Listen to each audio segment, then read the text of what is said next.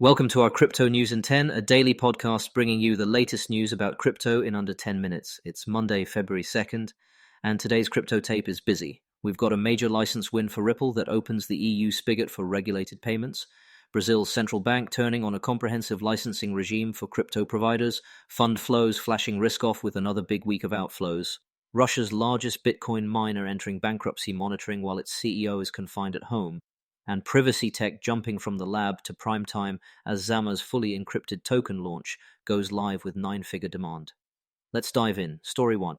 Ripple just secured a full electronic money institution license in Luxembourg, turning last month's preliminary green light into final approval from the CSSF, Luxembourg's financial regulator. Ripple says this authorization lets it scale Ripple payments across the European Union, building on its recent UK permissions, and it now touts more than 75 licenses worldwide.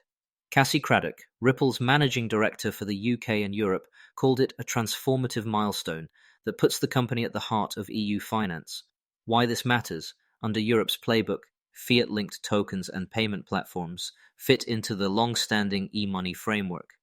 MyCA makes it clear that issuers and payment players need EMI authorization, so Luxembourg's sign-off gives Ripple the regulatory passport it needs to operate broadly across the bloc.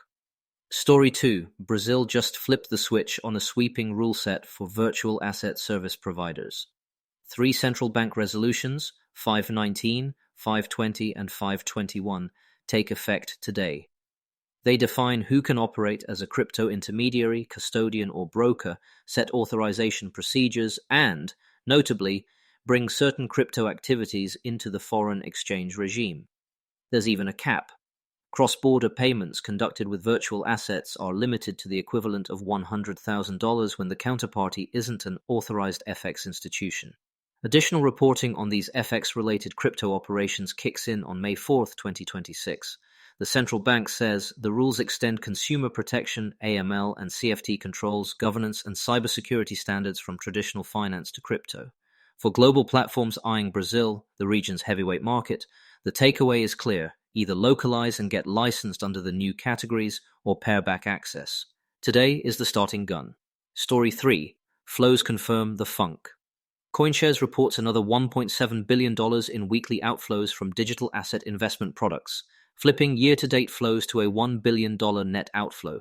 The US bore the brunt, about $1.65 billion, while assets under management are down roughly $73 billion from the October 2025 highs. By asset, Bitcoin products saw $1.32 billion in outflows, Ethereum $308 million, with XRP and Solana also negative. 2 exceptions. Short Bitcoin funds pulled in about $14.5 million, and hype thematic products saw modest inflows tied to tokenized precious metals activity. That lines up with what you're seeing on screens: broad de-risking and faster redemptions after a choppy January. The read-through. Allocators are defensive, and any near-term rallies likely need a catalyst, not just technicals. Before we continue, here's a message from our sponsors. Need elite developers fast? Elite Coders connects you with rigorously vetted senior engineers in 24 to 48 hours. Staff augmentation, dedicated teams, or full project delivery. We've got you covered. Visit elitecoders.co to get started today. All right, let's get back to it. Story 4, trouble in Siberia. A Russian court has placed BitRiver's parent into formal bankruptcy monitoring over an unresolved debt of roughly 700 million rubles, about $9.2 million, tied to an equipment prepayment dispute with an N+ Group subsidiary. Local reports say energy suppliers are piling on with additional claims that push total liabilities north of 940 million rubles, and that layoffs and departures have hollowed the operation. In a separate legal thread, founder and CEO Igor Runets was charged with concealing funds intended for tax collection and has been placed under house arrest, according to Moscow's Zamoskvoretsky District Court. Why you should care. BitRiver was a flagship in Russia's industrial-scale mining scene. This kind of financial and legal squeeze, from creditors to courts, can ripple through regional hash rate, hosting contracts, and equipment resale markets. It's also a reminder that cheap power is only one line item in a miner's risk stack. Story 5. Privacy tech hits mainnet with a bang. Zama's token generation event goes live today after a sealed bid Dutch auction that ran entirely on encrypted data, using fully homomorphic encryption, Participants submitted bids where the price was public, but the size was confidential, and the clearing price was computed homomorphically, without decrypting individual bids. According to the team, more than 11,000 unique bidders took part, and over $121 million in value was shielded during the auction process, with total commitments around $118.5 million. Zama is also introducing a new metric, Total Value Shielded, TVS, to track how much economic value is actively encrypted on-chain, positioning it as a privacy-era analog to DeFi's TVL. The team says centralized exchange trading was slated for 1 p.m. UTC today.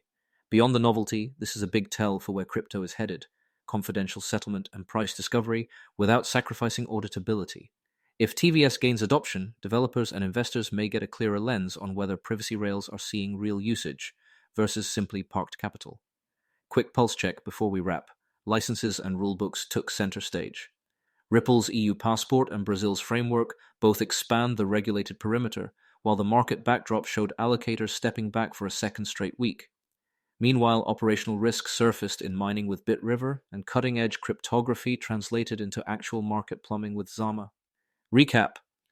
Ripple's full EMI sign-off in Luxembourg opens EU doors. Brazil's central bank regime for crypto providers is officially live. Fund flows posted $1.7 billion of weekly outflows, flipping year-to-date negative. BitRiver's parent entered bankruptcy monitoring as its CEO faces charges, and Zama's encrypted token launch and new TVS metric showcased privacy tech at scale. We'll keep tracking what moves from here. Regulatory implementation in Brazil, enterprise uptake on Ripple's EU rails, whether outflows cool, and whether TVS becomes the privacy stat everyone quotes next. Thanks for listening, and see you tomorrow.